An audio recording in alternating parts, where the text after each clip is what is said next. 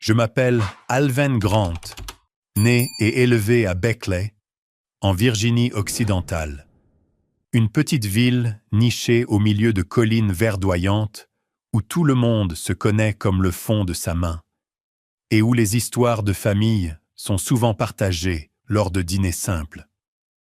Mais mon enfance ne fut pas cette image chaleureuse. Ce fut une longue série de journées passées dans l'ombre de comparaisons injustes où j'étais toujours celui qui échouait et mon jeune frère Chase était l'étoile brillante à laquelle personne ne pouvait rivaliser. Dès mon plus jeune âge, je me suis habitué à être mis sur la touche, comme si je n'étais qu'un personnage secondaire dans la propre histoire de ma famille. Chase, 4 ans plus jeune que moi, est né avec un charisme étrange, vif, éloquent et doué pour charmer les adultes avec ses sourires radieux ou ses blagues opportunes. Il était le véritable enfant d'or, chéri par nos parents et nos proches comme un trésor. À chaque réunion, tous les regards étaient tournés vers Chase, tandis que je restais assis tranquillement, attendant une question ou un mot gentil qui arrivait rarement. Mon père, Gordon Grant, était mineur de charbon, travaillant jour après jour dans des tunnels sombres et sales, rentrant avec un visage maculé de poussière de charbon et des mains calleuses. C'était un homme de peu de mots, mais quand il parlait, c'était souvent pour louer Chase. Ma mère, Monica Grant, travaillait comme comptable pour une entreprise locale, toujours occupée par des livres et des factures. Pourtant, elle trouvait encore le temps de se vanter auprès des voisins de son fils intelligent. Ils n'avaient pas l'intention de me blesser, je sais, mais leur favoritisme s'est accumulé avec le temps, comme les couches de poussière froide qui s'accrochaient à la peau de mon père. Mes parents m'ignoraient souvent pour des raisons qui semblaient raisonnables, mais qui n'étaient en réalité que des excuses pour justifier leur partialité. J'étais calme, réservé et pas particulièrement doué pour les petites conversations.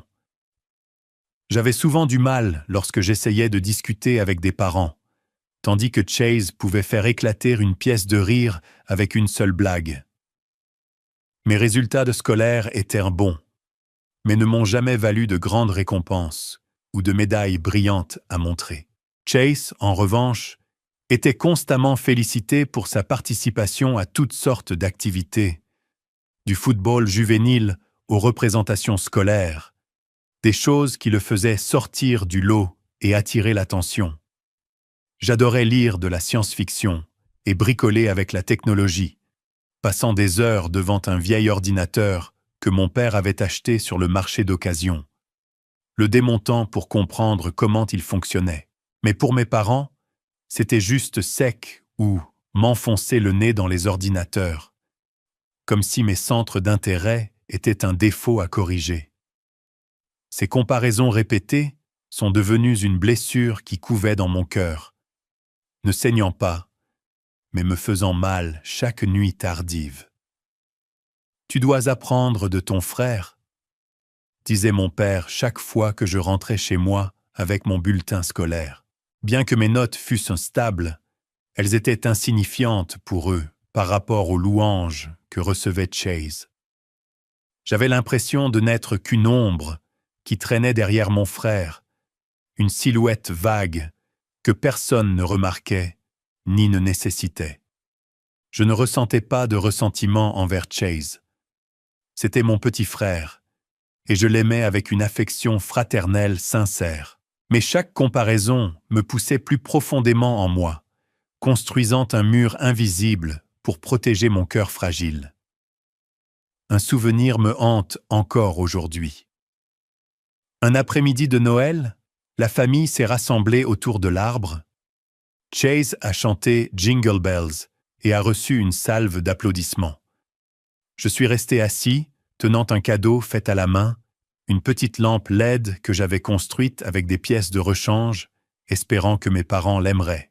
Quand je le leur ai présenté, ma mère l'a regardé et a dit « Tu devrais passer plus de temps à jouer avec ton frère au lieu de bricoler ces choses inutiles. » J'ai hoché la tête, avalé mes larmes et je me suis retiré dans ma chambre.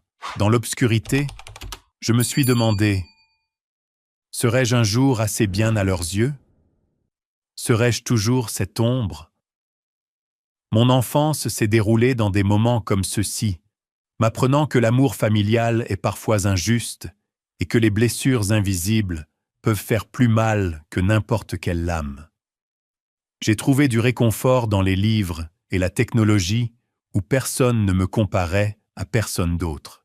Mais au fond de moi, j'aspirais toujours au jour où mes parents me regarderaient, me verraient vraiment et réaliseraient que je n'étais pas l'ombre de Chase, mais Alvin, une personne avec sa propre valeur, calme et différente, même si je l'étais. Quand j'ai atteint l'adolescence, j'ai pensé que les choses changeraient, que je trouverais mon propre coin de ciel où je pourrais briller à ma manière. Mais non, l'ombre de Chase planait plus grande et plus sombre que jamais, et mes années de lycée n'ont fait qu'approfondir le sentiment que j'étais invisible dans ma propre famille et dans le monde qui m'entourait. Au lycée de Beckley, j'étais toujours le Alvin calme et réservé, avec à peine quelques amis proches. Je n'étais pas du genre à me fondre facilement dans la masse. Les couloirs bruyants, les groupes d'amis riant ensemble, ou les bals de l'école, tout cela me semblait étranger. Je préférais m'asseoir seul à la bibliothèque, parcourir des livres sur l'électronique ou dans le laboratoire informatique, tapant mes premières lignes de code sur le PC obsolète de l'école. Je trouvais de la joie à démêler des circuits ou à écrire de petits programmes. Mais cette joie était la mienne seule. Pour mes camarades de classe, j'étais juste cet enfant étrange collé à son ordinateur. Pour mes professeurs, j'étais un élève bon mais sans distinction, ne ressortant jamais. Chase était le contraire. Il était comme une pop star parmi la foule étudiante. Il a rejoint l'équipe de basket, a animé les événements de l'école et a toujours su faire rire les gens. Les professeurs aimaient Chase, non seulement pour son énergie, mais pour son talent à charmer les adultes. Une fois, j'ai surpris mon professeur principal parlant à ma mère lors d'une conférence parents-professeurs. Chase est vraiment un élève exceptionnel, toujours plein d'énergie. Ma mère a hoché la tête, rayonnante comme si les louanges étaient pour elle. Quant à moi, le professeur m'a mentionné en passant. Alvin s'en sort bien, mais il doit être plus extraverti. Je me suis assise dans le coin de la pièce, écoutant ma mère acquiescer, et cela m'a donné l'impression d'une autre pierre tombée dans ma poitrine. À la maison, les comparaisons continuaient, plus acérées que jamais, comme si mes parents étaient déterminés à me graver dans l'esprit que je n'arriverais jamais à la cheville de Chase. « Regarde ton frère », disait mon père, la voix pleine de fierté. Chaque fois que Chase ramenait une médaille de basket ou des éloges d'un professeur, ce genre d'énergie mène au succès. Toi, tu restes si calme. Qu'est-ce que tu vas accomplir? Ma mère était plus douce, mais ses mots blessaient plus profondément. Alvin, tu dois apprendre à parler, à te connecter comme ton frère. Si tu n'es pas bon avec les gens, il sera difficile d'aller loin dans la vie. Je me contentais de hocher la tête, sans jamais contester, mais chaque mot était comme une nouvelle entaille sur une vieille blessure, la faisant saigner silencieusement. Ce n'est pas que je n'essayais pas. J'ai travaillé tranquillement dur à l'école, maintenu des notes stables et nourri un rêve de devenir ingénieur.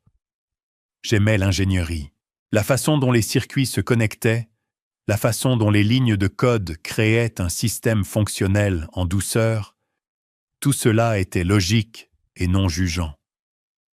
Dans ce monde, j'avais le sentiment d'avoir de la valeur. J'ai commencé à rechercher des universités, en particulier l'Université de Virginie occidentale, réputée pour son programme d'ingénierie. Je rêvais d'un jour me tenir dans un laboratoire, créant quelque chose de mon propre, prouvant que je n'avais pas besoin d'être comme Chase pour réussir.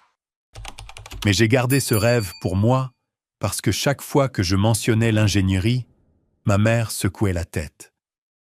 À quoi serviront ces machines? Tu devrais apprendre à communiquer comme ton frère. Une fois, j'ai décidé d'essayer de changer. J'ai rejoint le club de sciences de l'école en espérant faire quelque chose qui rendrait mes parents fiers.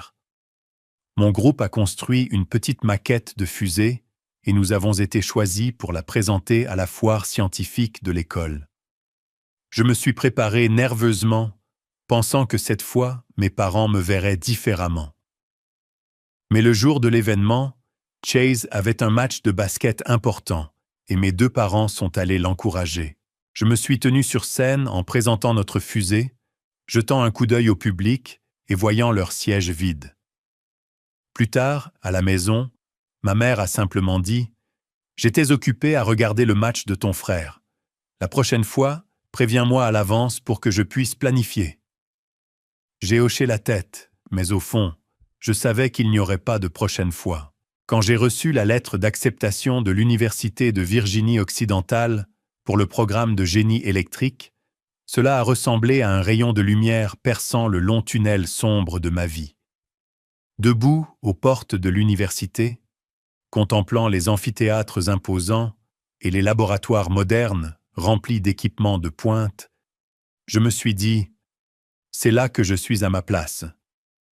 L'université n'était pas seulement une chance d'apprendre, c'était un endroit où j'espérais façonner qui j'étais, sortir de l'ombre de Chase et prouver que j'avais de la valeur, même d'une manière différente. Mes premiers jours à Morgantown furent comme un homme assoiffé trouvant un ruisseau. J'ai plongé dans mes études avec ferveur, savourant le temps passé dans le laboratoire à bricoler des circuits complexes ou à écrire des lignes de code qui faisaient fonctionner un petit système en douceur. Chaque fois qu'un de mes programmes s'exécutait avec succès avec Hello World clignotant à l'écran, mon cœur battait la chamade comme si je venais de créer un monde à moi. Je n'avais pas besoin d'un public ni d'applaudissements, juste la connaissance que je me rapprochais de mon rêve de devenir ingénieur. Pendant que je me noyais dans les devoirs et les emplois à temps partiel pour couvrir les frais de scolarité, Chase empruntait une voie complètement différente. Il a abandonné l'université après seulement 1 an, déclarant que l'école était restrictive et pas pour quelqu'un comme lui. Au lieu de cela, il s'est lancé dans le travail indépendant, poursuivant des entreprises qui semblèrent grandioses mais étaient vagues. Il appelait fréquemment à la maison, racontant à nos parents des histoires d'idées d'investissement, de connexions de haut niveau avec des entrepreneurs de la ville ou de plans qui changeraient leur vie. Chaque fois qu'il venait, Chase apparaissait comme une star, vêtu de nouvelles chemises impeccables, arborant le dernier téléphone et racontant des histoires de gros contrats qu'il était sur le point de signer. Je le regardais, me demandant d'où venait l'argent quand il n'avait pas d'emploi stable. Nos parents, comme s'ils suivaient un script familier, continuaient de favoriser Chase. Ils l'admiraient, le qualifiant de go-getter et de visionnaire. « Chase ose sortir et prendre des risques », disait mon père, la voix débordant de fierté, tandis que je restais assise silencieusement, serrant mon verre d'eau. « Mais toi, Alvin, tu ne fais qu'un travail régulier. Qu'est-ce que cela va t'apporter?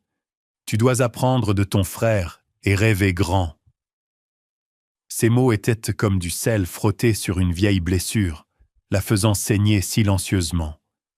Je voulais crier que je travaillais dur, que chaque mois je me privais et économisais pour payer les frais de scolarité, le loyer et les manuels techniques coûteux. Mais je suis resté silencieux comme je l'avais toujours fait, sachant que parler ne changerait rien. Ce qui faisait le plus mal, c'était la façon dont mes parents soutenaient Chase, sans penser à mes difficultés, pour lancer ses entreprises. Chase leur demandait fréquemment de l'argent, parfois pour une application technologique prometteuse, d'autres fois pour se plaindre et dîner avec des partenaires commerciaux dans des restaurants chics. Mes parents n'hésitaient pas à puiser dans leurs économies ou même à contracter des prêts pour lui en donner. Chase a besoin de cette opportunité pour s'élever, disait ma mère, comme si c'était la chose la plus évidente au monde. Pendant ce temps, je devais me débrouiller seul à l'université. Frais de scolarité, loyer, nourriture, livres, tout dépendait de travaux à temps partiel exténuants. J'ai travaillé comme serveuse dans un café, lavé la vaisselle dans un restaurant et réparé occasionnellement des ordinateurs pour des camarades de dortoir pour gagner quelques dollars supplémentaires. Une fois, j'ai hésité à appeler ma mère pour demander une petite somme afin d'acheter un livre technique requis pour un cours. Elle a soupiré au téléphone. « C'est serré, Alvin. Je viens d'envoyer de l'argent à Chase pour son entreprise. Tu devras te débrouiller. » J'ai raccroché, me suis assise dans ma chambre louée et regardé la pile de livres d'occasion sur mon bureau et me suis dit que je devais faire plus d'efforts. Mes années d'université furent comme vivre en machine, courant entre les études, le travail et la poursuite de mes rêves d'ingénieur. J'ai maintenu d'excellentes notes et obtenu un stage dans une petite entreprise technologique à Morgantown, où j'ai travaillé aux côtés de vrais ingénieurs. Enthousiasmé. J'ai partagé la nouvelle avec mes parents par téléphone, espérant qu'ils seraient m'en fiers. Mais ma mère n'a fait que marmonner. « C'est bien, Alvin. Continue d'être indépendant. » J'ai arrêté de partager après cela, ne me confiant qu'à quelques amis proches, à l'école, qui comprenaient la valeur du code que j'écrivais, ou des circuits que je concevais. Chase, quant à lui, continuait de se montrer sur les réseaux sociaux. Des photos de lui posant à côté de voitures élégantes, s'enregistrant dans des bars haut de gamme ou exhibant des montres coûteuses avec des légendes confiantes comme « La route du succès n'est jamais facile ». J'ai regardé ces posts en me demandant d'où venait l'argent quand nos parents, qui avaient qu'à passer leur vie à économiser, luttaient pour le soutenir. Une fois, j'ai surpris ma mère se vantant auprès d'une voisine du grand projet de Chase. Sa voix pleine de fierté pendant que j'étais mentionné seulement comme « Alvin, qui est à l'université, va probablement devenir ingénieur ». Même de loin, l'ombre de Chase pesait lourdement sur moi. Chaque fois que j'appelais à la maison, ma mère se vantait de ses grands projets, tandis que je recevais des questions superficielles. « Comment sont tes études? Ça va ?» Je répondais brièvement, sachant qu'il ne s'en souciait pas vraiment. J'aimais toujours ma famille et je tenais à Chase, mais le sentiment d'être négligé me poussait de plus en plus loin. Je me suis dit que je prouverais ma valeur, non pas par des fanfaronnades, mais par ce que j'accomplissais. Je voulais devenir un ingénieur compétent, construire une vie stable, non pas pour éclipser Chase, mais pour être moi-même. Alvin, une personne avec sa propre valeur, calme et différente, même si je l'étais. Après 4 années éprouvantes à l'Université de Virginie-Occidentale, j'ai obtenu mon diplôme en génie électrique et une offre d'emploi d'une entreprise technologique à Austin, au Texas. Tenant cette lettre d'offre dans ma main, j'ai eu l'impression que le monde entier s'ouvrait devant moi. Austin était une ville animée, un monde à part de la quiétude de Beckley, avec ses gratte-ciels imposants, ses cafés hipsters et une communauté technologique florissante. Mon nouveau travail en tant qu'ingénieur logiciel me permettait de travailler sur des projets passionnants aux côtés de collègues passionnés. Mon revenu était décent, suffisant pour vivre confortablement à Austin, mais j'ai choisi de vivre sobrement. J'ai loué un petit appartement, mangé des repas simples et alloué la majeure partie de mon salaire au remboursement des prêts étudiants qui planaient encore sur mes années d'université. Je n'avais pas besoin de voitures de luxe ou de vêtements coûteux, des choses que Chase affichait toujours. Pour moi, la stabilité était la chose la plus précieuse, quelque chose que j'avais gagné grâce à des quarts de travail épuisants et des nuits blanches à étudier. Je voulais construire une vie solide, pas seulement pour moi, mais pour que, un jour, mes parents puissent me regarder avec fierté. Mais ensuite, un appel de maman a tout changé. Papa, après des années de travail dans les mines de charbon, a dû prendre sa retraite anticipée en raison de sa santé déclinante. Les années à respirer la poussière de charbon avaient eu des conséquences sur ses poumons, et le médecin lui avait déconseillé tout travail pénible. Maman, habituée à son emploi de comptable, est passée à un travail à temps partiel en raison de son âge et du stress que cela impliquait. Le revenu de la famille a chuté au point que maman a dû compter chaque sou pour couvrir les dépenses mensuelles. Entendre sa voix au téléphone, remplie d'inquiétude, alors qu'elle parlait des factures de services publics et des coûts des médicaments de papa, me faisait mal au cœur. J'ai décidé d'envoyer de l'argent pour subvenir aux besoins de mes parents chaque mois. Ce ne fut pas une décision facile. La vie à Austin n'était pas bon marché. Mais je ne pouvais pas rester là à les regarder lutter. Chaque mois, je mettais de côté une partie de mon salaire, environ 2500 $ pour les aider à joindre les deux bouts. Je voulais faire cela discrètement, sans que mes parents aient l'impression que je me vantais ou que je faisais quelque chose de grand.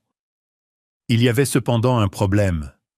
Mes parents, surtout maman, n'étaient pas doués pour les virements bancaires. Ils étaient habitués à l'argent liquide, et chaque fois que je mentionnais les applications bancaires, maman se plaignait. C'est trop compliqué. J'ai pensé à Chase, qui vivait toujours à Beckley, près de nos parents. Je l'ai appelé, lui proposant ce qui me semblait être une solution pratique. Je lui transférerais l'argent et il le retirerait en espèces pour le remettre directement à nos parents. C'est rapide et simple, ai-je dit, et Chase a immédiatement accepté, sa voix débordant d'enthousiasme. Ne t'inquiète pas, grand frère, je m'en occupe. J'avais confiance en Chase. Malgré son style de vie tape à l'œil et son irresponsabilité occasionnelle, je le voyais toujours comme mon petit frère, quelqu'un qui ne ferait rien pour nuire à notre famille.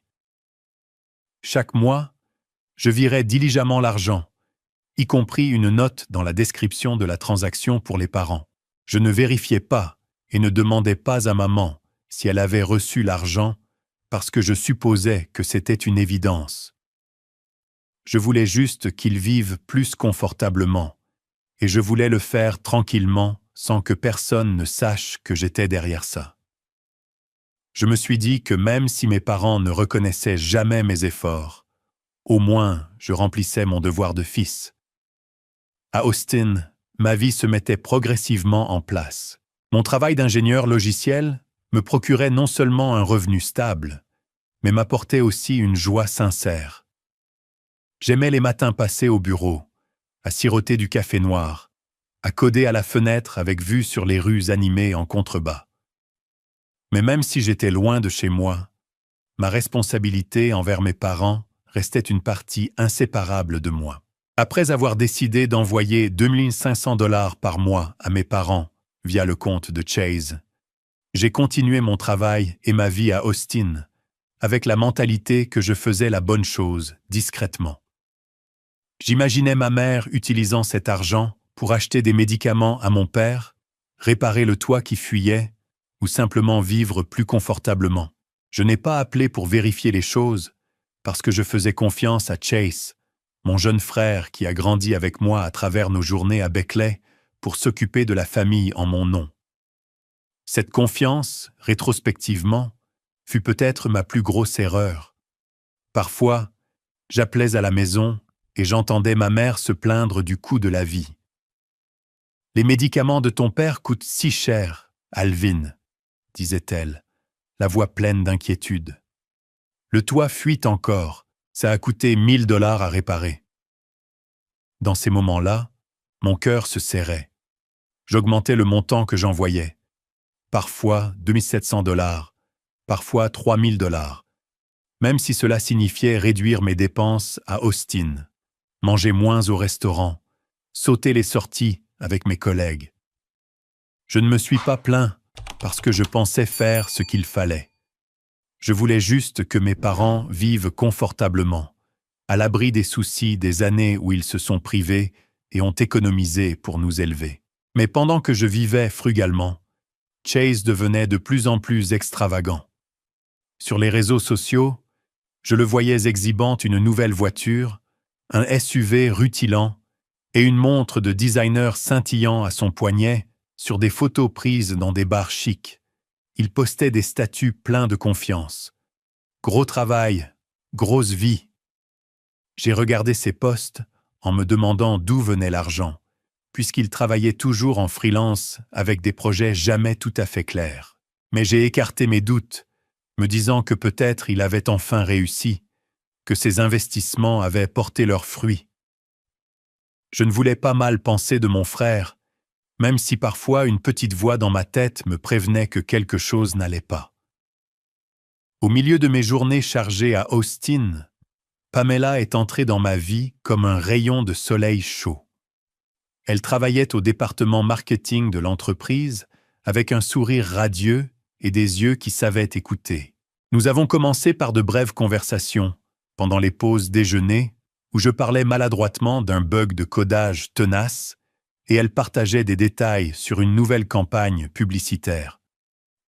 Progressivement, les cafés après le travail nous ont rapprochés. Pamela n'était pas juste une petite amie.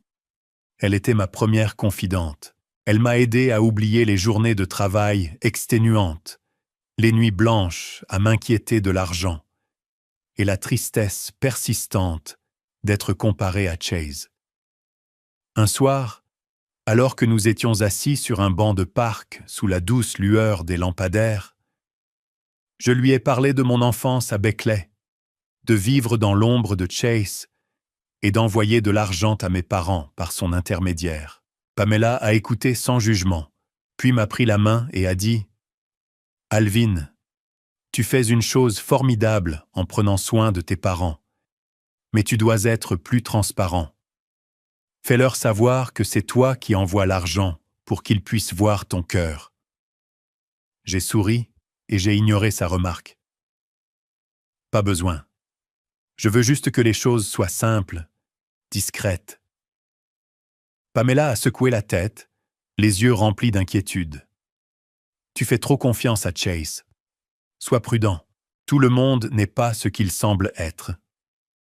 Nos rendez-vous avec Pamela sont devenus une guérison. Elle m'emmenait à des concerts dans de petits bars, m'apprenait à danser malgré ma maladresse et cuisinait des dîners simples avec moi dans mon appartement. Une fois, alors que j'étais épuisé par un projet au travail, Pamela est arrivée avec une assiette de biscuits faits maison et nous nous sommes assis à regarder un film comique, riant jusqu'à en avoir mal aux côtes. « Tu n'as pas besoin d'être comme les autres », m'a-t-elle dit, posant sa tête sur mon épaule. « Tu es Alvin et c'est suffisant. » Ces moments me faisaient me sentir plus léger, comme si l'ombre de Chase s'estompait lentement, remplacée par la chaleur de l'amour de Pamela. Mais son conseil sur la transparence restait dans mon esprit. Je ne voulais pas croire que Chase puisse faire quoi que ce soit de mal, mais ses publications tapageuses, la nouvelle voiture, les fêtes somptueuses, commençaient à susciter une vague inquiétude en moi. Je ne savais pas que ce sentiment me conduisait vers une vérité douloureuse, une vérité qui allait exploser lors de la fête d'anniversaire de ma mère, où ma confiance serait brisée et tout ce que je pensais savoir sur ma famille serait bouleversé. Le 65e anniversaire de ma mère fut la première fois que je retournais à Beckley après près d'1 an d'activité à Austin. Je voulais faire quelque chose de vraiment spécial pour la célébrer. J'ai passé des semaines à préparer un cadeau, un appareil photo numérique compact, facile à utiliser avec un grand écran et des boutons simples. Parfait pour maman, qui avait un jour mentionné vouloir capturer les moments en famille et les marges de sa jardin. Je suis allé dans un magasin d'électronique à Austin, testant chaque modèle, pesant soigneusement les marques. Pamela, ma petite amie, m'a même aidé à vérifier les fonctionnalités, s'assurant que maman adorerait. Ta mère va adorer ça, a dit Pamela avec un sourire. Ses yeux pétillants alors que nous emballions le cadeau dans du papier cadeau vert, la couleur préférée de maman, et écrivions une carte qui disait « Joyeux anniversaire, maman !» d'Alvin et Pamela. Que là, Pamela a accepté de m'accompagner à Beckley, pas seulement pour la fête, mais aussi pour rencontrer ma famille. J'étais plus nerveux que jamais. C'était la première fois que j'amenais une petite amie à la maison, et je voulais que ma famille voie que j'étais différent maintenant. Un Alvin mature, avec un emploi stable, une vie respectable et un partenaire merveilleux. Dans l'avion d'Austin, je me suis assis à côté de Pamela, regardant par la fenêtre de l'avion les nuages blancs qui dérivaient. Elle m'a tenu la main et a murmuré « Ne t'inquiète pas, tout ira bien. J'ai hâte de rencontrer tes parents, même s'ils sont un peu biaisés, comme tu l'as dit. » J'ai souri, mais mon cœur était lourd. J'avais parlé à Pamela de mon enfance, de l'ombre de Chase, du fait d'être constamment comparé à lui. Mais j'espérais toujours que cette fête serait une occasion de réparer les choses, que mes parents me verraient différemment sans me comparer à lui. Le trajet de l'aéroport à Beckley nous a emmenés à travers des routes familières où les collines verdoyantes se dressaient silencieusement comme des souvenirs d'enfance. Notre ancienne maison familiale est apparue avec son porche légèrement écaillé, ses tuiles de toit patinées et le petit jardin de maman fleurissant de marguerites jaunes. Je suis sorti de la voiture, prenant une profonde inspiration, inhalant l'odeur de l'herbe humide dans l'air de la maison. Pamela a souri, tirant sa petite valise, semblant aussi naturelle que si elle appartenait à cet endroit. J'ai serré maman dans mes bras, remarquant qu'elle était plus mince que la dernière fois que je l'avais vue. Ses cheveux striés de plus de gris. Papa était assis dans un fauteuil dans le salon, toussant à plusieurs reprises, son visage pâle des années de travail dans les mines, mais il a réussi à sourire en me voyant. J'ai présenté Pamela et maman l'a serrée dans ses bras, disant « Entre, ne sois pas timide. » Pamela a souri, répondant chaleureusement « Merci. J'ai beaucoup entendu parler de vous par Alvin. » Chase est apparu peu après, sortant de la cuisine dans un costume bleu marine impeccable, une chemise blanche et une montre brillante à son poignet. Il m'a tapé sur l'épaule, riant fort. « Tu es de retour, hein? Toujours le gars de la tech. Ne change jamais. » J'ai souri en retour, essayant de ne pas remarquer le regard de maman qui m'a brièvement traversé avant de se poser sur Chase, comme pour nous comparer. Pamela m'a murmuré « Ton frère sait vraiment comment voler la vedette. » J'ai hoché la tête, sans rien dire. La fête a eu lieu dans le salon, décoré d'or, de guirlandes et de ballons. La table de la salle à manger était chargée de gâteaux, de biscuits faits maison et d'un vase de marguerites que maman avait cueilli dans le jardin. Les parents se sont rassemblés et la pièce bourdonnait de rires et de bavardages. Il y avait tante Linda, qui adulait toujours Chase. Oncle Frank, qui aimait raconter des histoires de sa jeunesse, et quelques voisins proches. Pamela s'est rapidement intégrée, discutant joyeusement avec tante Linda de son travail en marketing à Austin, de la conception d'une campagne publicitaire pour l'entreprise. Je l'ai regardée, ressentant un mélange de fierté et d'inquiétude. Je voulais que ma famille voie Pamela non seulement comme ma petite amie, mais comme quelqu'un qui me comprenait, qui me faisait sentir valorisé. Mais ensuite, comme un script familier, la conversation s'est tournée vers Chase. Tante Linda, à mi-chemin de sa gorgée de thé, s'est tournée vers lui, la voix pleine d'admiration. « Chase, tu es un fils si beau. Envoyer de l'argent à tes parents chaque mois, régulier comme une horloge. Cette famille a de la chance de t'avoir. » D'autres ont hoché la tête, acquiescent. Exactement. Ce garçon sait comment s'occuper de sa famille, pas comme certains qui ne vivent que pour eux-mêmes. Mon cœur s'est serré. Pamela m'a serré la main sous la table, ses yeux disant « Ne laisse pas ça t'atteindre ». Maman, comme pour jeter de l'huile sur le feu, m'a regardé avec des yeux reproches. « Alvin, pourquoi ne peux-tu pas être ne serait-ce qu'une fraction comme Chase? Tu devrais apprendre de lui. Chase s'occupe de toute cette famille. Tu le sais. » Ces mots, tranchants comme un couteau, ont entaillé profondément des blessures que j'avais essayé d'enterrer pendant des années. Pamela m'a serré la main plus fort, murmurant « Reste calme, Alvin. Ne les laisse pas te blesser. » Mais je ne pouvais plus rester calme. Des années à me retenir, des années à entendre des comparaisons, des années à envoyer silencieusement de l'argent sans reconnaissance.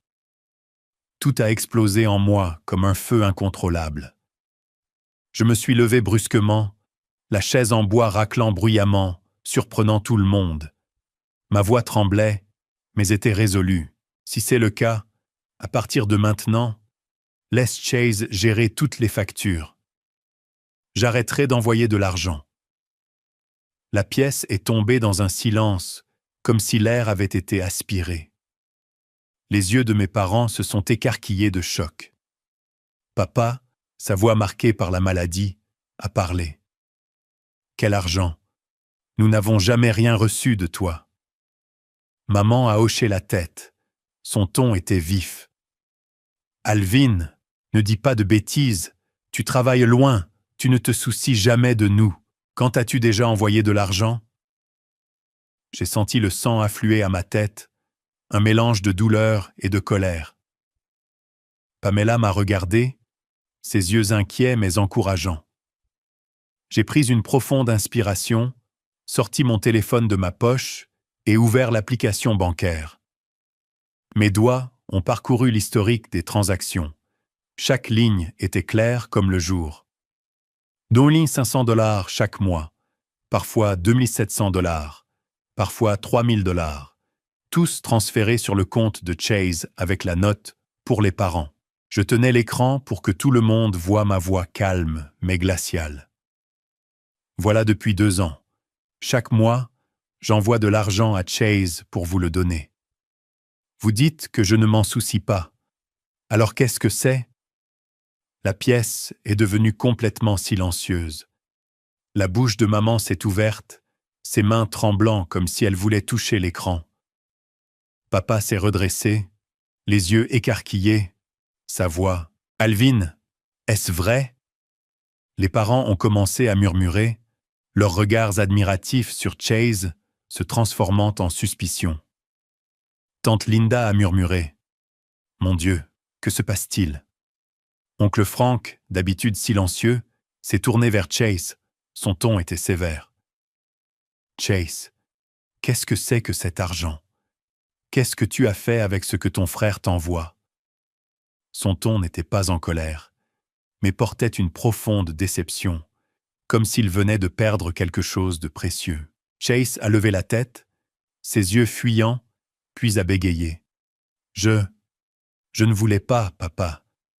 J'ai juste emprunté pour un moment. Je le rembourserai plus tard. » Il a pris une profonde inspiration, et finalement, incapable de supporter le poids des regards braqués sur lui, il a avoué « J'ai gardé la majeure partie de l'argent. Je ne vous ai donné à toi et maman qu'un peu, quelques centaines par mois, pour que vous pensiez que je m'occupais de la famille. J'avais besoin de l'argent pour payer des dettes, pour maintenir les apparences. Je ne voulais pas que vous soyez déçus de moi. » La pièce est retombée dans le silence, mais cette fois, c'était un silence plus lourd, comme si tout le monde essayait de digérer la confession de Chase. Tous ces mois où j'avais dû me priver et économiser, vivre frugalement, travailler les heures supplémentaires pour envoyer de l'argent à la maison pour mes parents. Tout cela avait été un outil pour Chase afin de maintenir son image de fils modèle. Je l'ai regardé, cherchant une trace du petit frère qui me courait autrefois après dans le jardin pour jouer au ballon, qui partageait un biscuit fait par maman avec moi. Mais devant moi maintenant se tenait un jeune homme, le visage rouge de honte et les yeux évitant les miens. Pamela, debout à côté de moi, a dit doucement à la pièce. Alvan ne voulait pas faire de gros problèmes à ce sujet. Il voulait juste que ses parents vivent bien sans souci. Mais je pense qu'à partir de maintenant, les choses doivent être plus claires. Alvin mérite d'être reconnu. Pas pour l'argent, mais pour son cœur. Elle s'est tournée vers moi, ses yeux doux. Tu me rends fier, Alvin. Je sais que tu ne voulais pas te vanter. Mais aujourd'hui, tu devais parler pour te protéger. Ces mots étaient comme une brise fraîche, apaisant la tempête d'émotions qui faisait rage en moi. Mais ils m'ont aussi rappelé que si j'avais écouté ces conseils dès le début, les choses ne seraient peut-être pas allées aussi loin. Chase, après un long silence, a finalement parlé, la voix tremblante. Alvin, je suis désolé. Je ne voulais pas te blesser. J'ai eu des dettes. Mes projets, ils n'étaient pas comme je le disais. J'ai perdu de l'argent, accumulé des dettes, et j'avais besoin de l'argent pour maintenir les apparences pour que maman et papa ne soient pas déçus. Il a baissé la tête, la voix étranglée. J'avais tort. Je ne pensais pas que les choses iraient aussi loin. Sa confession m'a laissé à la fois en colère et plein de pitié. En colère parce qu'il avait menti et m'avait utilisé, mais plein de pitié parce que c'était mon frère, et je savais qu'il était aussi une victime des attentes qu'il s'était imposées. La vérité sur Chase s'est lentement révélée. Les grands projets dont il se vantait sur les réseaux sociaux, le SUV, la montre de designer, les fêtes somptueuses, tout cela était financé par des prêts, des dettes, et pire encore, l'argent que j'avais envoyé pour nos parents. Il avait utilisé la majeure partie pour maintenir son style de vie tape à l'œil, ne donnant à nos parents que quelques centaines par mois, juste assez pour qu'ils pensent qu'il était le fils modèle. Je l'ai regardé, mon cœur déchiré entre la douleur et la déception. Mais plus que tout, j'ai réalisé que la distance entre nous n'était pas seulement une question de personnalité, c'était une question d'honnêteté. Maman a couvert son visage, sanglotant. Elle a attrapé ma main, la voix tremblante. « Alvin, je suis tellement désolé. Je ne savais pas que tu faisais autant. J'avais tort toutes ces années. » Papa, sa voix, m'a regardé avec des yeux pleins de regrets. « J'avais tort, Alvin. J'ai toujours pensé que tu ne te souciais pas de la famille, que Chase était celui qui veillait sur nous. Je n'aurais jamais imaginé toi. » Il a laissé les mots en suspens, comme s'il ne trouvait pas les mots. J'ai vu ses yeux rougir, et pour la première fois de ma vie, j'ai senti qu'il me voyait vraiment. Pas comme l'ombre de Chase, mais comme son fils. Les parents dans la pièce, de tante Linda à oncle Frank, ont commencé à murmurer. Tante Linda, qui avait toujours loué Chase, a tranquillement posé sa tasse de thé, les yeux confus. Oncle Frank m'a regardé, la voix basse. « Alvin, je n'avais aucune idée que tu faisais si discrètement tant de choses. Je pensais toujours qu'il... » Il n'a pas fini, mais ses yeux, pour la première fois, portaient un respect que je n'avais jamais vu auparavant. Un voisin a murmuré « Il s'avère qu'Alvin est celui qui porte la famille. Qui l'aurait cru ?» Je les ai regardés tous, mon cœur déchiré entre la douleur et le soulagement. La vérité était sortie, mais elle n'avait pas apporté la joie que j'espérais. Je voulais juste que mes parents vivent bien, sans souci. Mais maintenant, je réalisais que ma confiance avait été trahie, et ma famille avait été obscurcie par des mensonges et du favoritisme. Chase a levé la tête, les yeux pleins de remords. « Alvin, je vais te rembourser l'argent. Je promets que je vais me rattraper. » Mais je ne savais pas si cette promesse était digne de confiance. Tout ce que je savais, c'est qu'à partir de ce moment, tout dans notre famille avait changé pour toujours. J'ai pris une profonde inspiration, essayant de garder ma voix calme. « Maman, papa, ai-je commencé, mon regard balayant la pièce. Je ne voulais pas que les choses en arrivent là. Tout ce que j'ai jamais voulu, c'est que vous viviez bien sans souci. Mais ce qui vient de se passer, ça m'a fait tout repenser.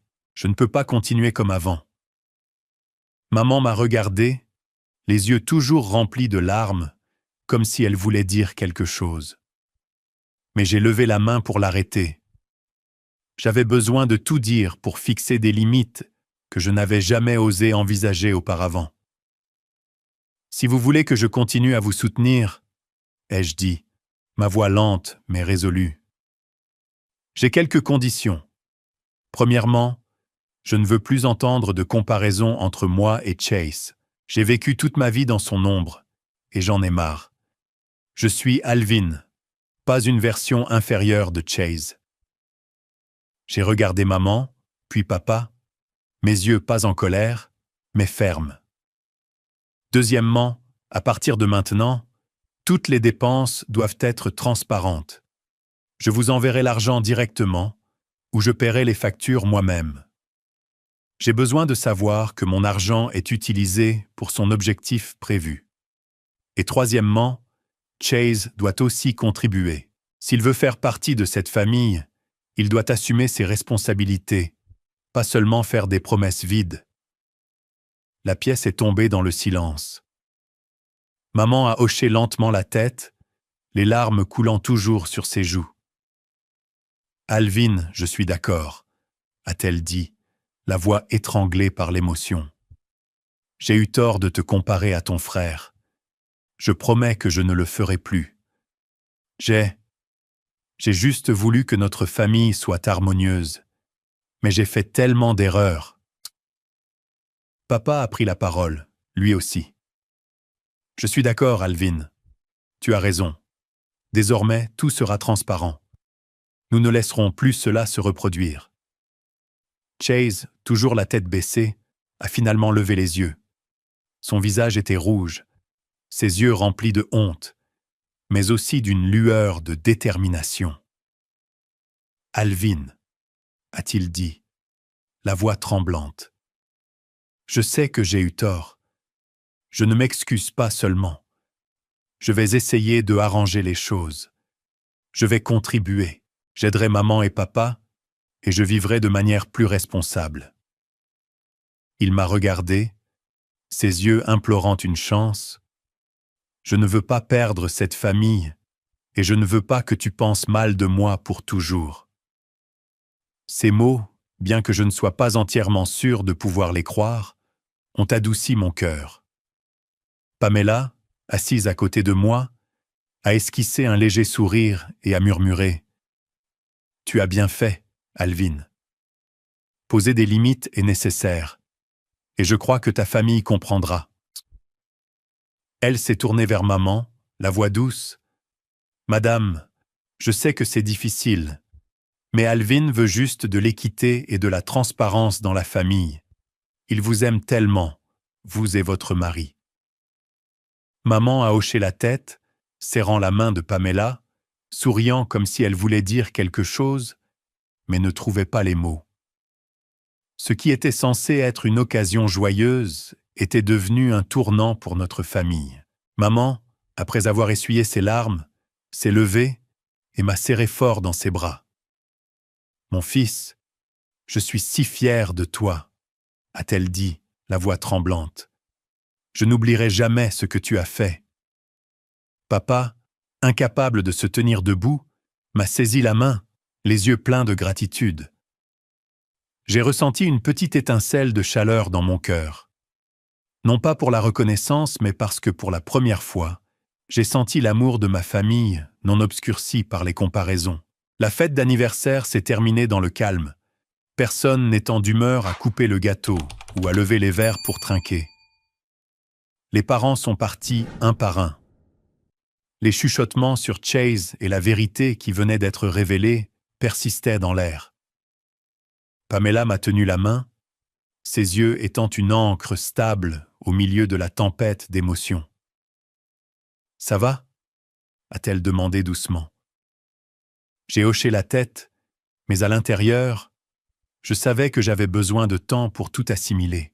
La vérité avait été mise à nu, me laissant avec des sentiments mitigés.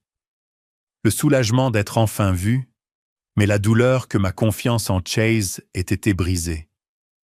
J'ai regardé maman, papa et Chase, ma famille, les gens que j'aimais, et je me suis demandé si nous pouvions guérir ces fissures. Dans les mois qui ont suivi, je suis retourné à Austin et j'ai continué mon travail en tant qu'ingénieur logiciel, mais avec une nouvelle résolution. Je prendrai soin de mes parents, mais selon mes propres termes, avec des limites claires.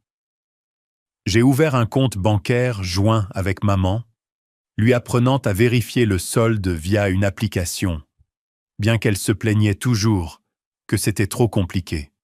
J'envoyais de l'argent directement sur ce compte, 2 500 $ chaque mois, ajoutant parfois un peu plus quand maman mentionnait des dépenses imprévues, comme la réparation de la plomberie ou l'achat de nouveaux médicaments pour papa. Mais cette fois, je me suis assuré que tout soit transparent.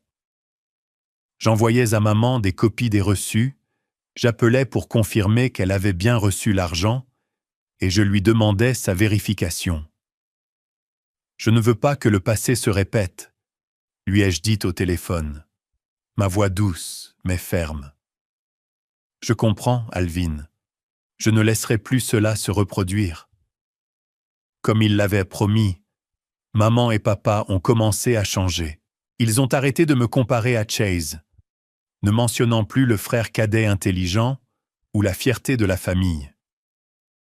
Au lieu de cela, maman appelait régulièrement, s'enquérant de mon travail à Austin, des projets sur lesquels je travaillais. Être ingénieur doit être difficile, n'est-ce pas ? A-t-elle demandé, la voix curieuse. Pour la première fois, j'ai eu l'impression qu'elle s'intéressait vraiment à mon monde, le monde du code et des circuits. Papa, malgré sa santé déclinante, a commencé à raconter aux voisins Calvin, l'ingénieur de la grande ville. Une fois, il m'a appelé, la voix, mais chaleureuse. « Je suis fier de toi, Alvin. J'ai eu tort de ne pas le voir plus tôt. » Ces simples mots sincères étaient comme un baume guérissant les cicatrices de mon cœur. Chase, après les incidents de la fête, a eu du mal à se relever. Il m'a avoué que ses grands projets n'étaient que des paris ratés. Il devait de l'argent aux banques, à des amis et même à des requins de prêt. « Alvin, j'ai tellement essayé de réussir, de rendre maman et papa fiers, » a-t-il dit au téléphone, la voix pleine de regret. Mais j'ai pris le mauvais chemin. Je ne savais pas comment me consoler, mais je lui ai conseillé de trouver un emploi stable et de recommencer.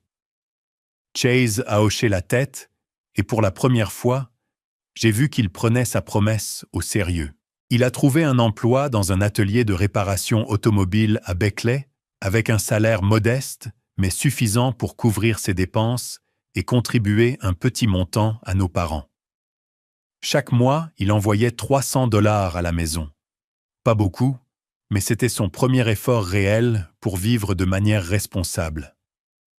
Maman m'a dit que Chase avait commencé à passer plus de temps à la maison à aider papa à réparer la clôture ou à l'emmener au marché.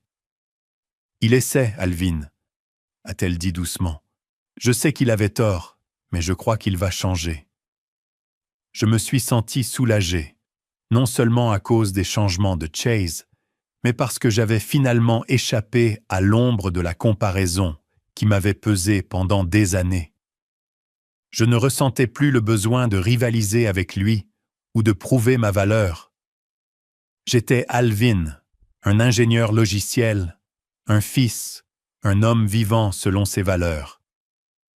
Mon travail à Austin a prospéré. J'ai été promu chef d'équipe de projet, guidant un groupe de jeunes ingénieurs. Pamela était toujours à mes côtés, me soutenant pendant les journées chargées et les nuits où je m'inquiétais pour ma famille. Elle est devenue une partie indispensable de ma vie. Pas seulement une confidente, mais un rappel que je méritais d'être aimé et respecté. 1 an après cette fête d'anniversaire fatidique, Pamela et moi avons décidé de nous marier. Nous avons choisi une petite église dans la périphérie d'Austin, avec une atmosphère chaleureuse, une douce lumière filtrant à travers les vitraux sur des bancs en bois rustiques. Pamela, avec son sens du style raffiné, a insisté pour ajouter des marguerites blanches rappelant le jardin de maman et un groupe acoustique jouant de douces chansons d'amour comme Can't Help Falling in Love. Je voulais un mariage simple, mais Pamela en a fait une journée émouvante et inoubliable avec de petits détails qui me faisaient sourire. Des cartes écrites à la main pour les invités, une petite table de dessert avec des biscuits faits maison et une cabine photo avec un cadre en bois gravé de nos noms. « C'est notre journée, Alvin », a-t-elle dit, ses yeux pétillants. « Mais c'est aussi une journée pour que ta famille voie à quel point tu es heureux. » Chase a assisté, vêtu plus sobrement qu'auparavant, ne portant plus de montre de marque ni de costume tape à l'œil. Il m'a serré dans ses bras, disant « Félicitations, Alvin. J'essaie d'être une meilleure personne. » J'ai hoché la tête, sans évoquer le passé, mais dans mon cœur, j'espérais qu'il tiendrait sa parole. Le mariage était rempli de joie, sans favoritisme ni comparaison. Les parents de Beckley, y compris tante Linda et oncle Frank, étaient surtout là, et cette fois, ils parlaient de moi avec un respect sincère. « Alvin est vraiment un fils merveilleux », a dit tante Linda, ses yeux ne plus fixés sur Chase comme autrefois. J'ai souri, ressentant l'équité que j'avais attendue toute ma vie. Quand Pamela est entrée, portant une robe de mariée blanche, mon cœur a semblé s'arrêter. Elle avait l'air d'un rêve, ses cheveux tombant doucement, ses yeux brillant sous la lumière de l'église. Le groupe jouait une douce mélodie acoustique, et alors qu'elle s'approchait, prenant ma main, j'ai su que ce n'était pas seulement un nouveau départ pour moi, mais pour notre famille. La cérémonie était remplie de joie, sans favoritisme ni comparaison, seulement de l'amour et des retrouvailles. Alors que nous échangions nos vœux, j'ai regardé dans les yeux de Pamela et j'ai dit « Je promets de t'aimer et de te chérir de la manière dont tu m'as aidé à me retrouver. » Pamela a souri, sa voix étranglée par l'émotion. « Et je promets d'être toujours à tes côtés, Alvin, quoi qu'il arrive. » Nous avons échangé nos alliances, et quand je l'ai embrassée, des applaudissements ont éclaté de la famille et des amis. J'ai regardé mes parents, maman essuyant ses larmes, papa souriant, et Chase debout dans un coin, faisant un léger signe de tête comme en signe de soutien. Ma famille, autrefois divisée par le favoritisme et les mensonges, retrouvait lentement le chemin de l'amour, de l'équité et de la clarté. Des années plus tard, Pamela et moi avons construit une vie pleine de joie. Nous avons acheté une petite maison à Austin, avec un petit jardin où Pamela plantait des marguerites, tout comme celle du jardin de maman à Beckley. J'ai continué mon travail dans l'entreprise technologique et Pamela a lancé une petite entreprise de conseil en marketing où elle brillait par sa créativité et sa passion. Nous rendions souvent visite à mes parents, leur apportant de petits cadeaux, un nouvel appareil photo pour maman, un fauteuil confortable pour papa. Mes parents nous accueillaient maintenant avec des sourires et des histoires qui ne se concentraient plus sur Chase. Ils parlaient du jardin de maman, de la santé de papa, et s'informaient de notre vie à Austin. « Tant que tu es heureux, je suis heureuse, a dit maman, ses yeux sans aucune trace de favoritisme. Chase, après des années de lutte, a finalement trouvé son chemin. Il a remboursé ses dettes grâce à son emploi stable à l'atelier de réparation automobile et a ensuite ouvert un petit garage à Beckley. Son entreprise se portait bien, pas les grands projets dont il se vantait autrefois, mais assez pour qu'il soit fier de ses réalisations. Il continuait d'envoyer 300 $ par mois à nos parents, ajoutant parfois un peu plus quand il le pouvait. Il a commencé à réparer ses erreurs passées, non seulement avec de l'argent, mais avec des actions. Réparer le toit de nos parents, emmener papa au rendez-vous chez le médecin, ou simplement partager un dîner avec eux. Une fois, il m'a appelé, la voix sincère. « Alvin, je sais que j'ai déconné, mais j'essaie d'être quelqu'un dont tu peux être fier. » J'ai souri au téléphone. « Continue d'essayer, Chase. Je crois en toi. » Et pour la première fois, j'ai vraiment cru qu'il pouvait le faire. Nos vies de frères, autrefois divisées par le favoritisme et les mensonges, avaient trouvé un équilibre. Je ne vivais plus dans l'ombre de Chase, et il ne courait plus après des attentes irréalistes. Notre famille, bien que pas parfaite, avait appris à s'aimer équitablement et transparentement. En regardant en arrière sur mon parcours, du garçon calme de Beckley à l'homme heureux aux côtés de Pamela, j'ai réalisé que les liens familiaux ne sont vraiment forts que lorsqu'ils sont fondés sur la transparence et l'équité. L'amour sans équité cesse d'être un refuge et devient une blessure difficile à guérir. Ce n'est que lorsque chaque personne est valorisée pour qui elle est que la famille peut perdurer comme un lieu où retourner plutôt que comme une ombre qui lie une vie.